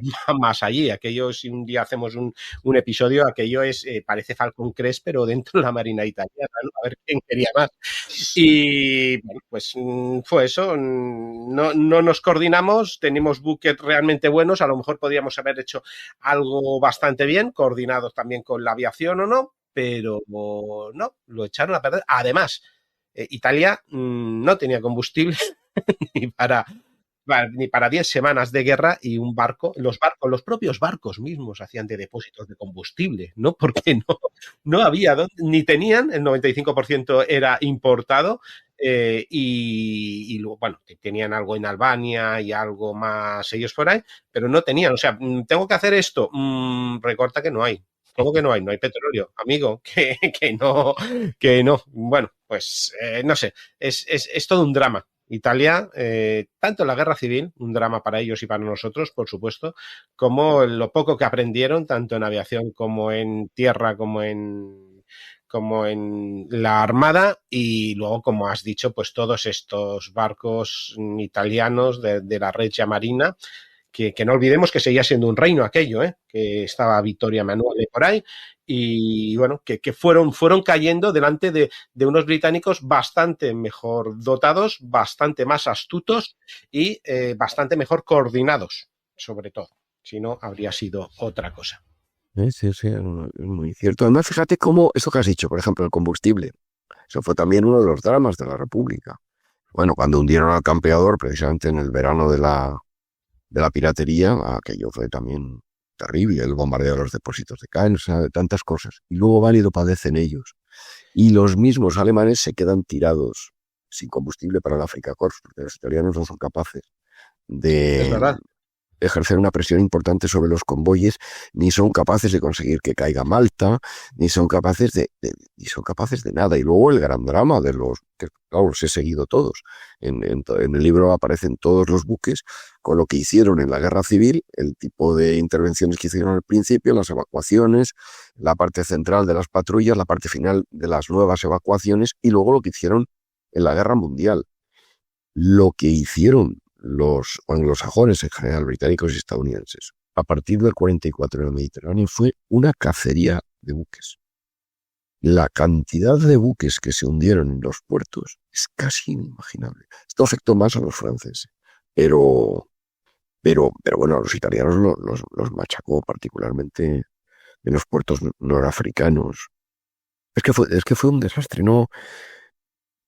Y ya te digo, lo de que cayeran en tantos errores y luego, curiosamente, claro, los combates más apasionantes son siempre los nocturnos, como el de Tanaka contra la flota, los destructores de Tanaka contra la flota estadounidense en Guadalcanal.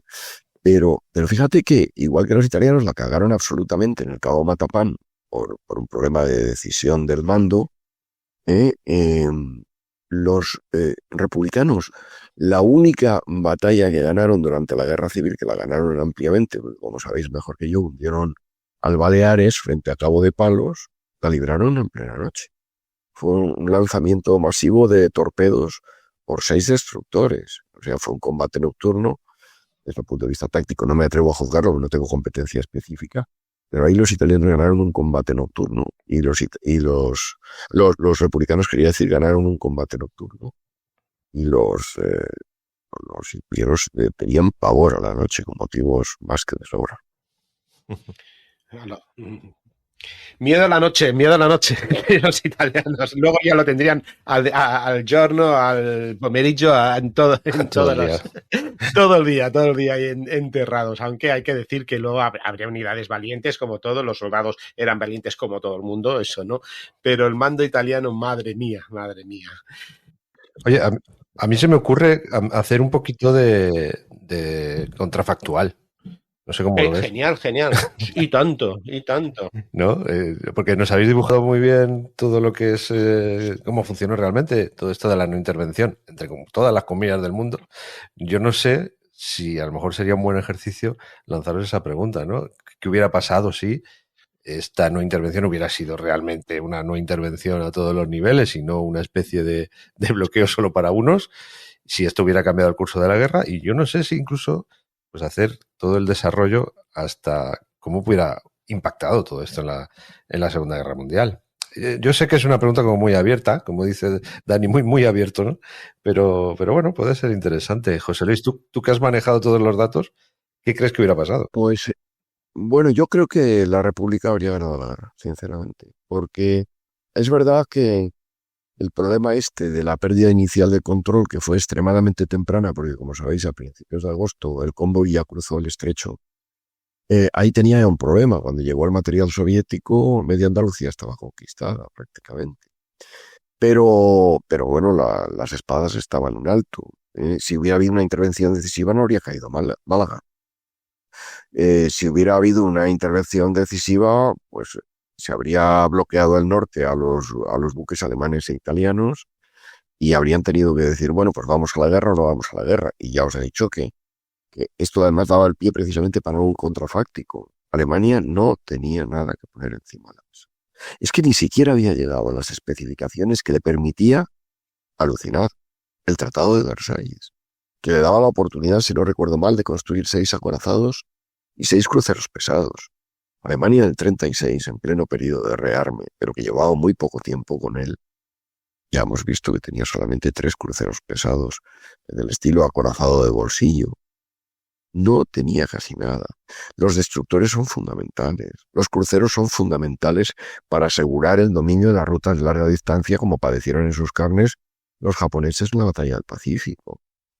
Es que no tenían nada que hacer realmente. Y si la actitud hubiera habido seria, es de esos momentos en los que uno dice, esto podría haber cambiado el rumbo de la historia. Ya solo habéis tratado, Edu, en el abrazo del oso, el famoso ofrecimiento, corrígeme si me equivoco, el famoso ofrecimiento soviético cuando lo de Checoslovaquia, 40 divisiones, no pasaron, no, se decidió que no, podría haber sido el comienzo de una guerra.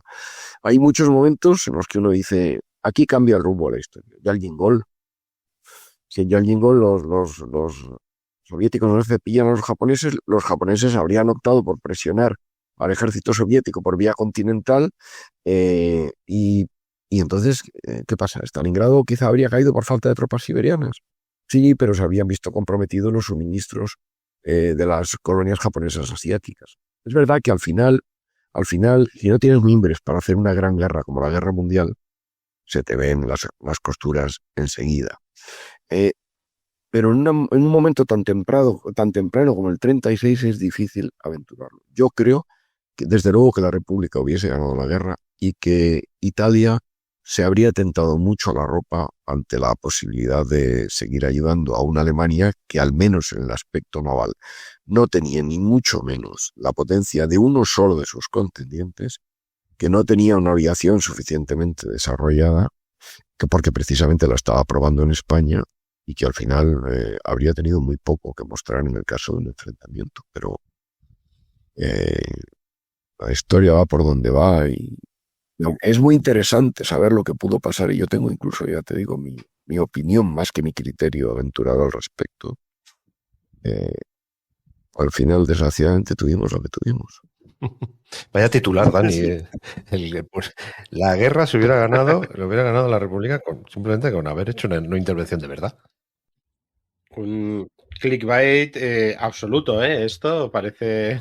el titular es bueno. A ver, hay quien se basa en decir, oye, si tú haces eso, claro, los Junkers, lo que pasa es que viene los aviones de transporte que llevan a las mejores tropas, a las tropas de élite a la península, no habrían existido. Entonces, en ese momento sí que tenía superioridad la República, pero estamos hablando de pocos días después del golpe fallido, aunque también la Royal Navy estaba vigilando los puertos de Cartagena, de Almería, etcétera, que dices, ¿qué hacéis ahí? Perdón.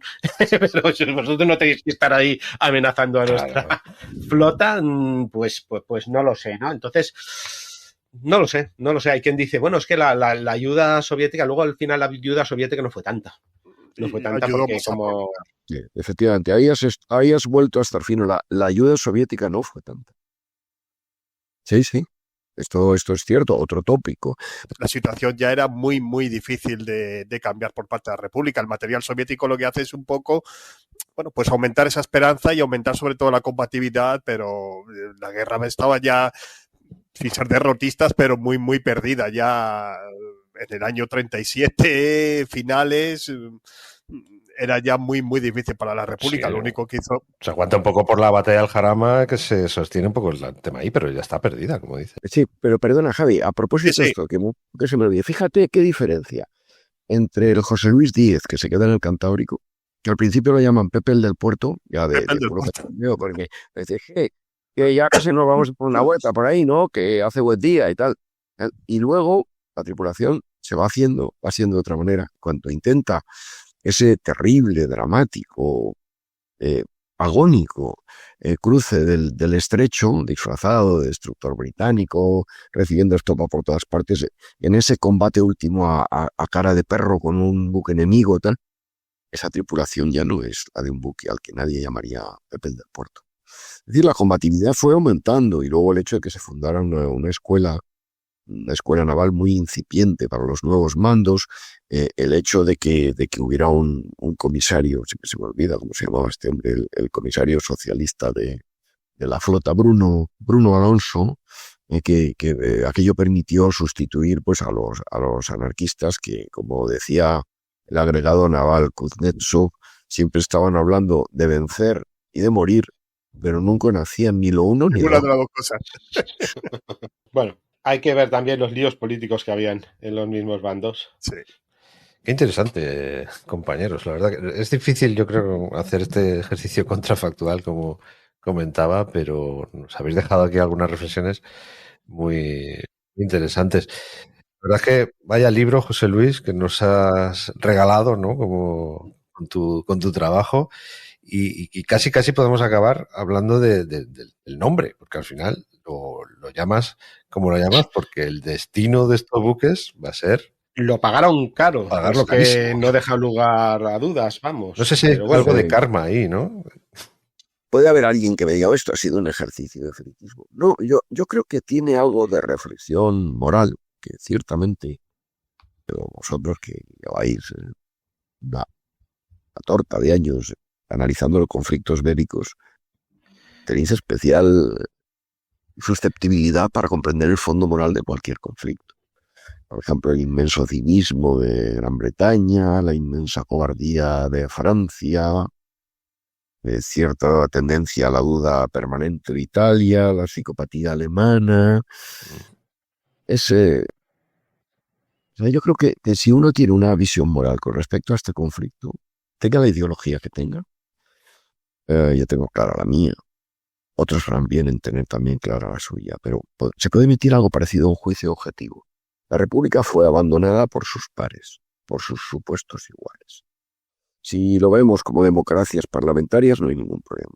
Si lo vemos en la práctica como oligarquías camufladas, que es lo que en buena medida eran, tiene cierto sentido que, por ejemplo, Gran Bretaña abandonará a España. Pero Gran Bretaña lo pagó muy caro. Bueno, yo doy una lista aquí de 100 buques que participaron en España y se hundieron 54.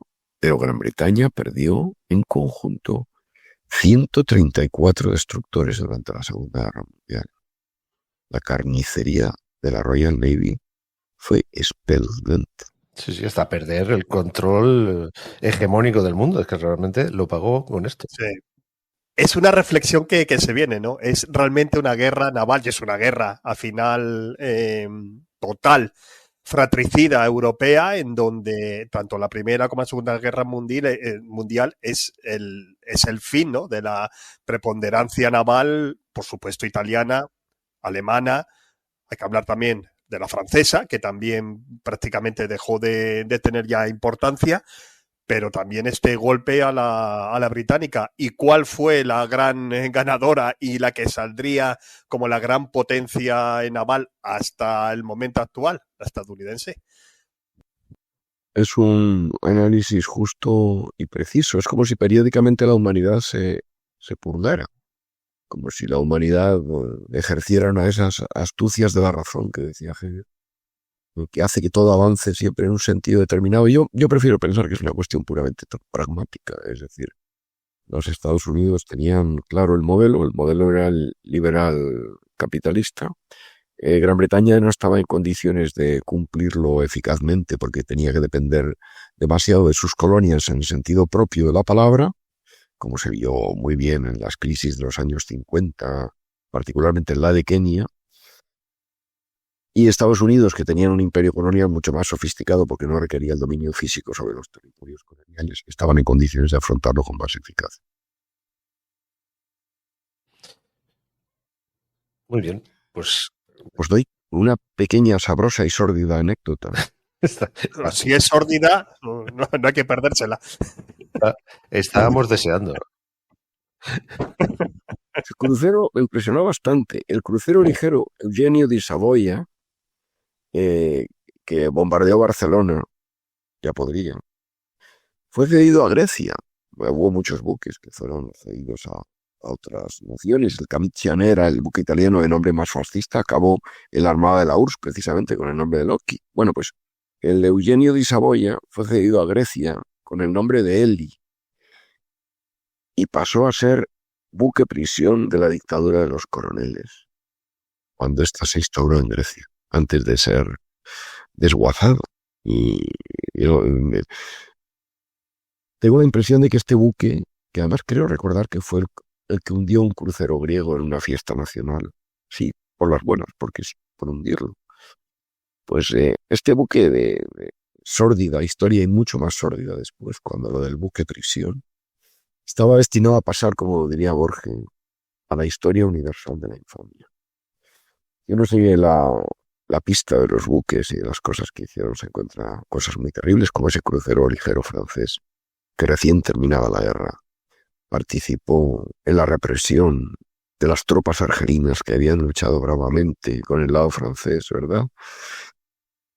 Y ahí estaba ese crucero sumado a las fuerzas de la Francia libre, al lado de los buenos, machacando en el verano del 45 a las tropas argelinas que habían luchado contra los alemanes y defendido el honor y la libertad de Francia. De la Solo Francia por... Libre. ¿Perdona? De la Francia De la- Libre. Frankfurt, encima, solo porque había cometido el error de exhibir en sus manifestaciones de alegría una bandera equivocada. Así es, menuda historia, sí, nosotros la contamos en el programa también, el tema de Argelia. Bueno, Dani, pues menudo recorrido, con karma y todo, y con contrafactual, que nos hemos marcado aquí en crossover con José Luis Muñoz de Baena. Exactamente, ha sido un gustazo recordar que para adquirir el libro, por supuesto, siempre recomendamos la librería de proximidad, la librería habitual, que además ves y ves otras cosas, hablas con más gente, a mí me encanta eso, pero por si acaso, supongo que haréis como nosotros, que ponemos un enlace a la editorial, al libro en la editorial, por si, bueno, pues alguno tiene que comprarlo online o quiere echarle un vistazo o lo que sea. Sí, en las notas del episodio, en el resumen del episodio, lo tendréis. Y bueno, yo felicitar a José Luis Muñoz del trabajazo que le ha llevado esto, de la magnífica obra que tenemos y en castellano, que realmente fuera de las 4 grandes batallas y algunas nuestras no suelen aparecer estas cosas, y en la guerra civil hacía falta algo como esto, que prácticamente clavó, digamos, el conflicto, definió el conflicto internacionalmente desde el principio. Y yo acabo aquí. Ahora te toca desde el Palacio de Invierno, Edu, cerrar y que yo he abierto y despedir a José Luis. Sí, bueno, pues lógicamente yo estoy encantado de tener a José Luis y de tener a Dani, porque de vez en cuando que nos asaltes nos da mucha felicidad, y que nosotros te asaltemos a ti, pues da pie un poco a esa lógica. Nos lo comentaba también José Luis cuando le comentamos de hacer el crossover, esa lógica, ¿no?, de entre originals, de colaborar, de hacer que esto del podcast crezca también, pues eso, con ese sentido de colaboración, que es lo que nos hace también darle un toque especial, ¿no? Aquí no hay competitividad, aquí la guerra solo es para contarla, pero colaboramos de verdad y bien, no como hacían los británicos, esta gente. No, nosotros colaboramos de verdad, y es un honor además hacerlo con Casus Belli y con Dani Canán. Y nada, pues sí, efectivamente, José Luis Muñoz de Baena ha sido nuestro invitado. Como comentaba antes, es profesor de Filosofía del Derecho y friki de los barcos. Maravilloso. Ha hecho Lo pagaron caro, el destino de los buques de la nueva intervención, y lo hemos disfrutado gracias a Ediciones Silente. Lo hemos disfrutado hoy en este podcast, en este crossover. Muchísimas gracias, José Luis, de verdad. Pues muchísimas gracias a vosotros, y quiero hacer un añadido final que en este país tiene especial importancia. En este país, donde todo parece una inmensa comunidad de vecinos, discutir por nimiedades, por tonterías, gente que se dedica a cosas muy similares y que colabora de esta manera tan leal, tan estupenda y tan digna de encomio, le hace tener a uno, con respecto al supuesto carácter nacional, sobre el que yo no tengo una gran opinión, más esperanza, o al menos más reservas de esperanza de las que creía tener a mano. Así que muchas gracias a todos. Javier, qué gusto nos deja José Luis, ¿eh? Yo no puedo decir nada más, porque ante estas palabras de José Luis, que puede decir que hay que leer el libro. Yo creo que este podcast pone los dientes largos ya sobre su contenido, y que van a encontrar además multitud de detalles, de curiosidades, que algunas nos ha relatado José Luis, y que aquí hay multitud. Y para mí ha sido un placer estar con vosotros, con Dani, con José Luis, contigo y para un tema que se disfruta como un enano. Así que un auténtico placer. Muchísimas gracias a los dos y Dani, pues nos vemos pronto. Ya sabes, yo aviso a nuestra audiencia que te pueden seguir en Victoria Podcast, en Casus Belli, en un montón de sitios y que, bueno, pues nosotros también tenemos por aquí el Abrazo del Oso, Observador Global. Ahora estamos con El Aprenditivo, que es un proyecto sí que es cierto, diferente y bueno, pues más breve, más adaptado a los tiempos, por decirlo así, pero nosotros seguimos viviendo en los tiempos de toda la vida, así que seguimos haciendo nuestros programas largos y iba a decir eternos, pero no, se disfrutan. Así que en todos esos lugares nos vemos y seguimos encontrándonos. Dani, un fuerte abrazo. Un abrazo y a José Luis, oye, que ya has pasado la primera prueba, ya has pasado el primer checkpoint, vamos, has pasado el estrecho en Sicilia y que no sea la primera vez que te tengamos por aquí. Estoy escribiendo sobre un tema todavía menos conocido que este y confío en tener el resultado de aquí a 1 año y pico. Como dicen las películas, seréis los primeros en saberlo. Pues volveré, también diré. Volveré en Filipinas. Muy bien. Un gran abrazo, gente. Muchísimas gracias. Igualmente. Hasta la próxima.